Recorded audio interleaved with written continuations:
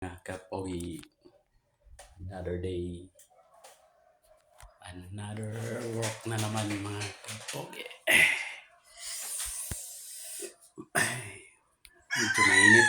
Medyo mainit. Yung week ngayon mga kapogi ay tatlo lang yung trabaho natin. Kasi it's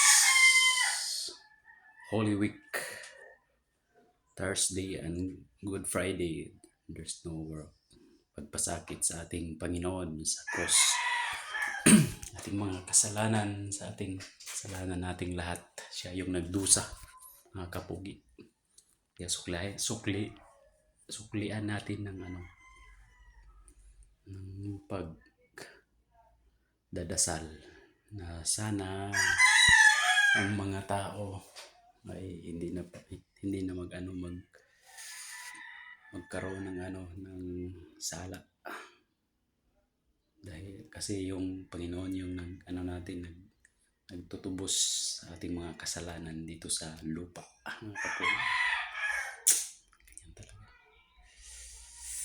It's a Holy Week. Sa ating Panginoon. It's Holy Week special coverage mga kapatid.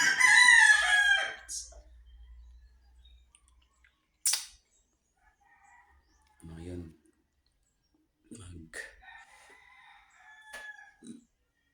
Bye-bye. See you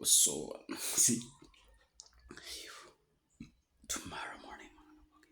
Tapos na tayo kumain. Bye-bye. Salamat.